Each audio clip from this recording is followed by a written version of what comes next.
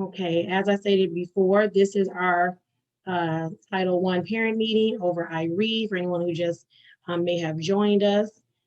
This is to provide a little bit of information about IREAD as it pertains to the logistics around what your scholars will be facing, the expectations from the state. Again, my name is Jillian Kemp. For anyone who just came in, I'm the principal of HIAT. And the team that will be administering the test to your scholars will be Ms. Orlando, which is our lead interventionist, Ms. Smith, your third grade teacher, Ms. Roll, your third grade interventionist, and then I have two district team members, our instructional specialist, Ms. Sharia Combs and Dr. Lockhart, who will also be joining us for this meeting. Again, if you have any questions, please place them in the chat box and we will answer them as we go along. All right, so what I have provided for you is the letter from Indiana State Department of Education. And this is new in a way because there's never been a mandate for in-person testing because never before have we had the option to be at home for learning. So because of COVID, you know, things have changed where some of our scholars are at home virtually. So in November of 2020, the Indiana Department of Education mandated that all state testing will be held in person. So what does that mean for our virtual scholars? Well, that means that they, according to the state, are mandated to come into the building to take this test, take IREAD. And our school is going to we fully plan to comply with that state guidance on testing. And we do have many protocols put in place for safety as we've been back in person a couple of different times. We've been back thus far since February 1st. So for my virtual parents, this is something in particular that I really want you to pay attention to or to hear is that the state mandates that all scholars, all third grade scholars must come into the building to take the state test. I know that's a biggie. So before I move on, I want to just stop to see if there are any questions that may be just around this state mandate that all scholars must come into the building to test. Okay. All right, next there's a short video that is available on the IDOE that I would like for everyone to listen to. This kind of gives an overview of the test, the purpose of the test, also just a little bit of basic guidelines around the test. IREAD 3 is an assessment given to third grade students in Indiana. If you have a third grade student, you may be wondering, why do students take IREAD 3? What does IREAD 3 measure? What happens if my student does not pass IREAD 3? And what can I do to prepare my student for this test? IREAD 3 is a test that measures students' ability to read and their ability to understand what they have read. Research shows that the ability to read and understand text is important for student success. In kindergarten through second grade, students are primarily learning how to read. Beginning in fourth grade, students must be able to read to learn. Because reading to learn is such an important skill, the Indiana General Assembly passed a law requiring that all students in grade 3 take a test to measure their reading skills. The test, IREAD 3, measures reading standards from grade 1 to grade 3 and checks to make sure students are ready to make the change to reading to learn. If students pass the IREAD 3 assessment, they show that they are ready to read to learn. If they do not pass the assessment, the school is required to give the student extra help and support in their reading skills.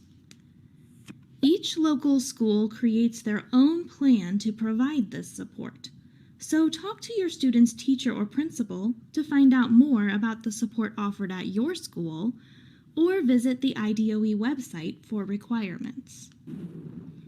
Do you want to help your student prepare for IREAD 3? The best preparation is strong instruction based on Indiana academic standards.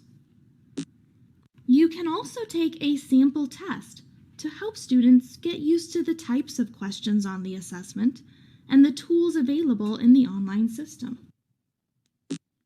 If you want to understand even more details about the content that's measured on the assessment and how the questions are written, you can look at the test blueprints and item specifications.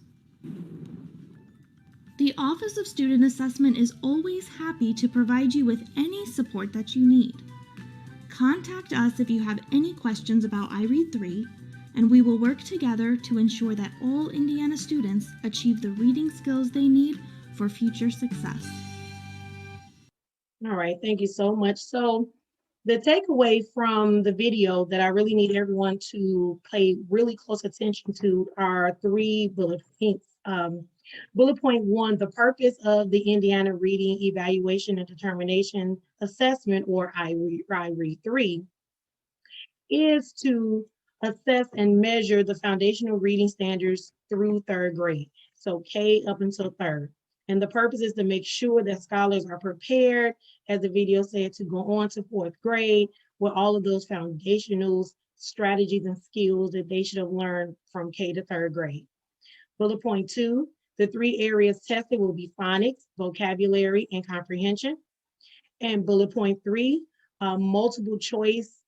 All of the questions are multiple choice, and they're approximately about 78 minutes long. There are 4 parts roughly to the test. There's a practice quiz that must be a practice portion, that must be taken before the test is administered. Then there's section 1, section 2, and section 3. A parent did ask in the chat, how many days is the test going to be administered? Thank you so much, Mom, for asking that question. The test will be administered within 2 days. So scholars will be expected to attend school in person for 2 days. We will come out with a calendar and let you know after this meeting tomorrow what the schedule is and logistics. Also, if anyone needs transportation, that also will come out tomorrow as well, because we will provide transportation to school if your scholar needs it. Again, the test will be administered within 2 days, and after that, any makeups that will be needed. But we really want the scholars to come for those 2 days so that they can come, they can take the test, and then they can go right back home if they are virtual scholars after the 2 days of the test. Okay, is there any questions about that?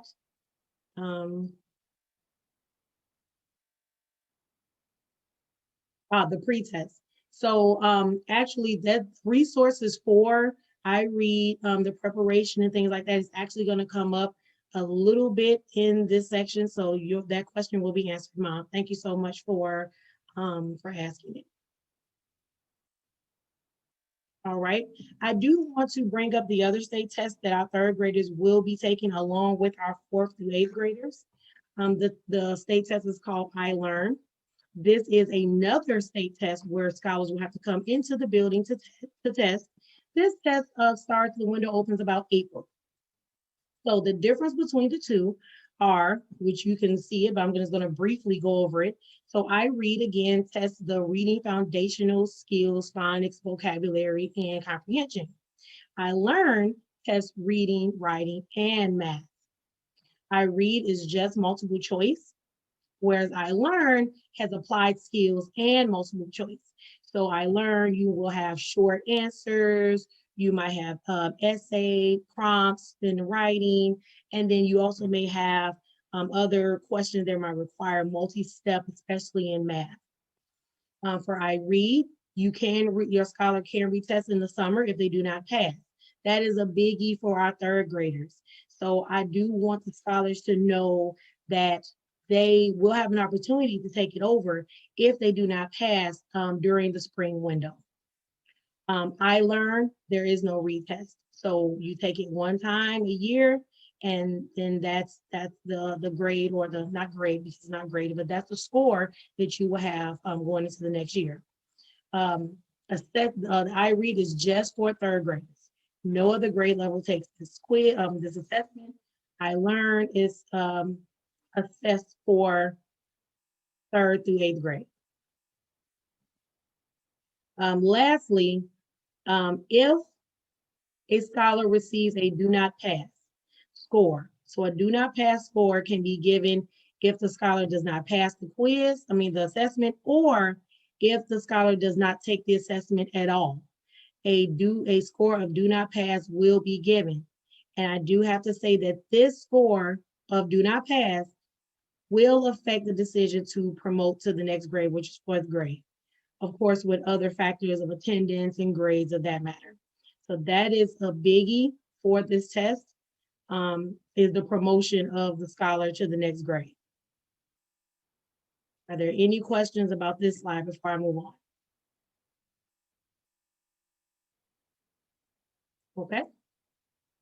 All right, our window does open on March 8th. Again, tomorrow, I will be sending out our logistics, our testing window, our testing days, how testing is gonna look, protocols for the day, transportation options. So all of that will go out to you in an email tomorrow. I also will send out a robocall just to remind everybody to look at their email. If, we want all of our scholars to pass the test the first time, because that's what I'm looking forward to. But if the sheer chance that someone does not pass, it's okay, because then you have a chance to retest in the summer, and the window is from May 25th to about July 16th. All right, so at this point of the PowerPoint, I want to reintroduce the instructional specialist, Mrs. Combs and Dr. Lockhart. They will explain the preparation and intervention portion of the IREAD test, how your scholars have been prepared for the test, just so you know that we've done our due diligence and make sure that they are in fact ready for this assessment. Ms. Combs? Thank you, Principal Kemp. Next slide, please.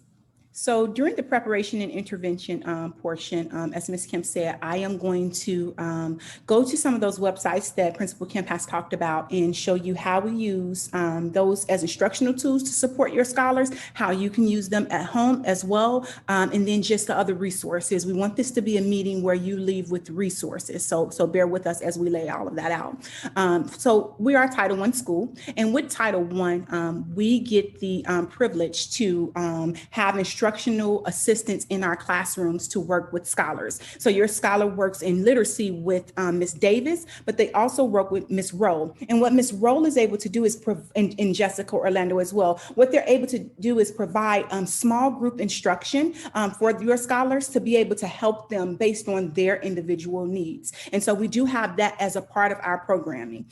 And I want to talk about tutoring. A score of do not pass, as you heard in the video, the school is mandated to offer additional supports to scholars who do not pass. And so what we do is we have IREAD tutoring, and that will occur after the end of the assessment.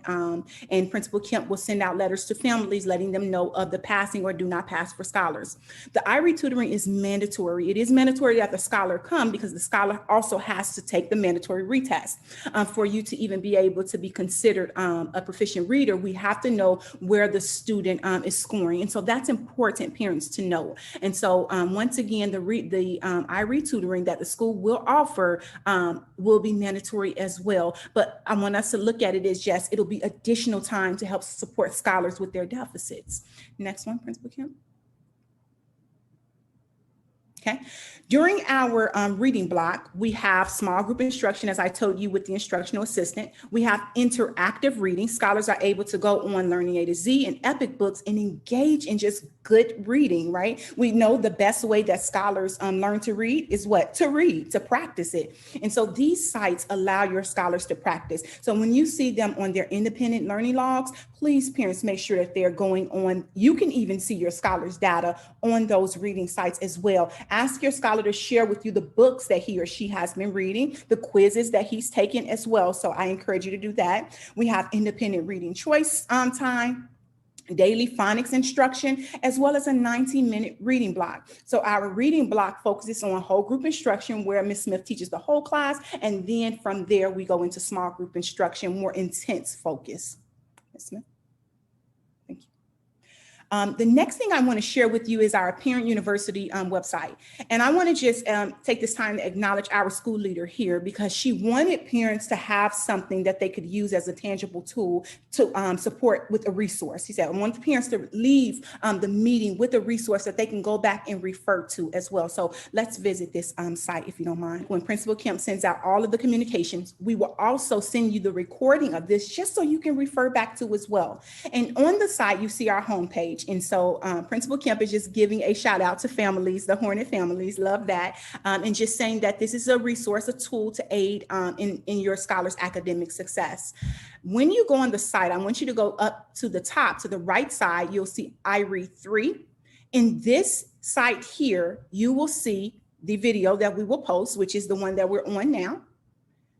The video that Principal Kemp just showed about the purpose of IREAD 3, especially if any of you came in late as well.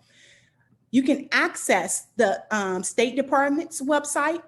And what I love about this website is it answers a lot of the questions that many of the parents have about IREAD 3. Who participates in it? All third graders, right? What does it assess? Phonics, vocab, comprehension, vocabulary, as I should say, we say vocab for short, I apologize. But most of all, reading foundation skills. It talks about the assessment window and how IREAD is delivered, which is a computer-based test.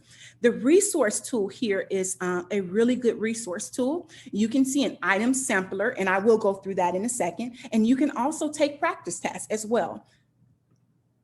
When talking to your scholar about IREAD, I really want you to hone in or really make plain for scholars the importance of listening to what their teacher is asking. As a third grade teacher myself, I've given, in the past, I've given IREAD several times.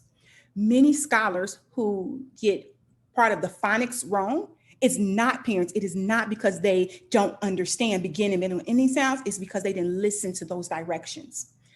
The first part of the phonics, the teacher actually says the directions orally. So the teacher will tell the students to look and find the word that has the same beginning sound of the word that she says. That word will not be on the student's screen. The student has to look at the word choices, which is what you see here, gray, guest, and glove. If the teacher said find the word that has the same sound as grass, they would have to look at these choices and decide.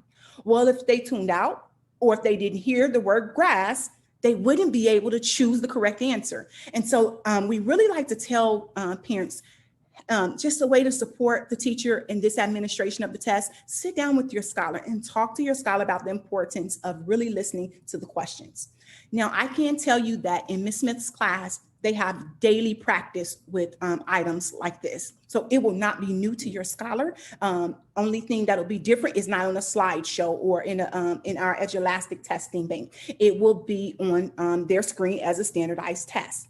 So thank you so much for helping with that, parents. And again, what I'm showing here, this sample item is available just by clicking that website I shared with you, and you will receive the actual link. Just go through it. You can go through it and highlight things for yourself. One last thing I want you to take a look at are comprehension items. Now, comprehension, which is reading comprehension, students answer questions based on what they've read, is on the assessment as well. Some passages can be as much as a page and a half long. And so it's really important that scholars understand that they have to sit, they have to focus during that time and read from start to finish and not be so distracted. And so that's what we're trying to help scholars with as well, giving them opportunities to read longer passages as well. Lastly, for that parent site, we have the Epic Book login. By the end of the week, I would like for all of our parents to be able to ask your scholars to show you their Epic Book site. The Epic Book site is their choice reading site where they can go in and read books of their choice, nonfiction, fiction books. Just make sure your scholar reads a variety of books. This is how we allow those scholars the opportunity to read fun and exciting things that are intriguing to them.